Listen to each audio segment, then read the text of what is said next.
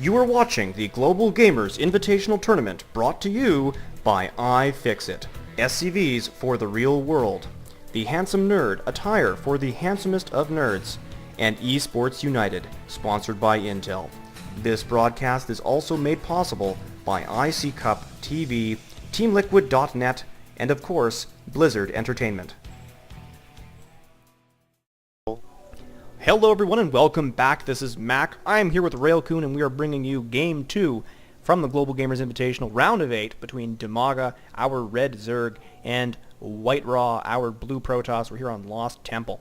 Once again, I do want to thank those sponsors, iFixit, SCVs for the real world, but also Esports United, sponsored by Intel, and the Handsome Nerd attire for the handsomest of nerds. So this map was chosen by Dimaga, which is interesting because like we were talking about a moment ago, the Zerg don't like this map because of that cliff that looms over their expansion. And while Colossus aren't quite a siege tank, they're the next best thing and can do an awful lot of damage. So I'm a little bit surprised by that, but then again, there is that nice gold expansion. If you're in cross positions or close air positions, you can get the gold quite easily as Zerg, and at least that is nice. But all in all, I'm surprised not on Scrap Station, quite frankly. Yeah, it is the best of 5, so maybe he's saving Scrap Station for in case this doesn't work out for him. If he gets really thrown up against the wall, go to Scrap Station. Really nice map for Zerg. That sort of a thing. Lost Temple's a little bit more neutral. There's a couple things that'll wind up, favoring Zerg. A lot of players like to do the fast expansion builds on Lost Temple versus Zerg. I'm not surprised to see WhiteRa not doing it because it's WhiteRa. It's he's playing Dimaga, and there's a pretty big history there of him trying to go forward fast expansion and Dimaga rolling it over with Banelings. So no fault there at all for passing up on that fast expansion, saying no thank you. I'm just gonna make a gateway, and if they do go for that fast expansion on Lost Temple, the Zerg player on this map can take quite a few expansions really early, try and get really far ahead. You can see WhiteRa's trying to block that expansion, but he did have to back away or lose the probe. So Dimaga got the hatchery down much faster this time, and he killed the probe. Insult to injury. So Dimaga's going to be in a much better position this game really early on. He's not delayed nearly as much. He'll be able to get that early Spinecrawler down, which means WhiteRa can't get those 4 Stalkers in there and do tons of damage. Things are already looking very, very good for Dimaga. Dimaga did opt for a much earlier spawning pool. I think this was the good old-fashioned 14 pool or 13 pool and 15 hatchery. No gas, so no speedlings, and speedlings are an important element to that defense from early aggression. But he has the Overlord in position, knows that his opponent isn't fast expanding. So it'll be interesting to see what WhiteRa does, because the onus is really on him to make something happen. Right now he's just playing defensive, getting that Stalker to deny a scout, getting the Zealot to block the hole from Zergling aggression. And speaking of Zergling aggression, here comes 4 Lings, up to no good. 6 Lings, in fact, chasing this probe. Unfortunately, it will be able to sneak right through, no problem. Is he going to be able to sneak through there? It looks like it might be open. Doesn't look like that's completely shut. Oh, yeah, look, the probe actually snuck right through there. Dimaga, there we go, he saw it, gonna get the surround on that Zealot, and that's really bad. When Dimaga notices there's a hole in your wall, you know he's gonna take full advantage of that. We have more Zerglings coming in, gonna try and take out this Stalker. Even with this next one popping out, he might not be able to fully wall that. The Stalker is a little bit bigger, so he puts that into the wall, he should be able to lock this up tight. Dimaga's chasing around this Stalker instead of trying to get in the base, see what's going on, and killing some probes. So I gotta think he's getting off easy here.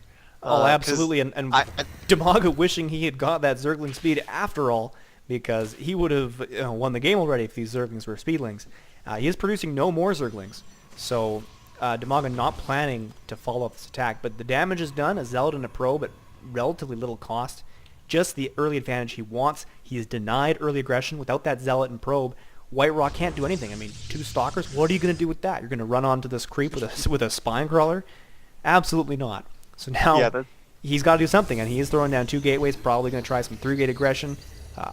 Expansion would be a huge liability right now. He doesn't have the buildings to defend it, doesn't have the units to defend it. He knows there's a lot of Zerglings on the ground, and with that expansion up and running, Dimaga could be very threatening. That being Yeah, said, not many drones. and since he didn't manage to delay that expansion, you can see he's a lot more tentative with this attack here. He's got 4 Stalkers out. He's got another Zealot.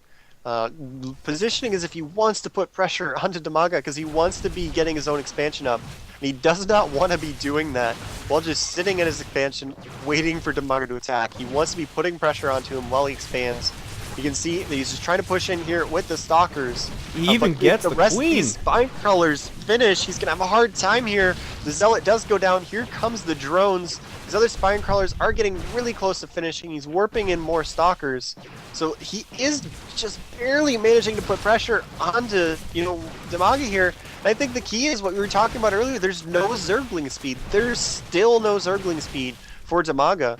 And that's really limiting his ability to fight this off. He's lost quite a few Spine Crawlers to this point. There's 2 up, but that's a lot of Stalkers. He should be able to kill the rest of those Spine Crawlers. More of these Stalkers being warped in by the moment. This is not looking good for Dimaga at all. And it all comes down to the lack of the speed on these Zerglings. This one Spine Crawler is going to go down. The second one's going to go down as well. The rest of these Spine Crawlers won't finish. And Dimaga doesn't have any units. Yeah, I think we have a GG coming at WhiteRa. Good old fashioned. It might even be a 4-gate. There is a 4th gate. GG from Dimaga. He was 4-gated. Did not have any slings with speed. Spine Crawlers were about 20 seconds too late, and Mass Stalkers wins the day. So well played by WhiteRa. 2-0 up over Dimaga already, and Dimaga probably kicking himself for picking this map. Yeah, I mean, I'm gonna be kicking myself more about skipping speed. Like, he even got a layer and didn't start the speed on the Zerglings, and it's just like, oh my god, Speedlings are so good versus Stalkers. Yeah, He had quite a few Zerglings there, but he kept, since they didn't have speed, he had to keep running them into the slaughter. He never was able to get them up to that critical mass, and of course, without the speed, he can't get a good surround. It's so tough. And he never took the control of the Zelnaga watchtower. Didn't see the pylon go down. He was totally unprepared for that attack when it came. Was caught off guard. And like I said, the timing was perfect, but he might have been able to do something a little bit better if he had known it was coming. So well played again by WhiteRa. He's up 2-0. Dimaga really, we'll be on Scrap Station for sure next game, and we'll see if he can make this a best of 4 or 5. Hopefully we'll go to 5.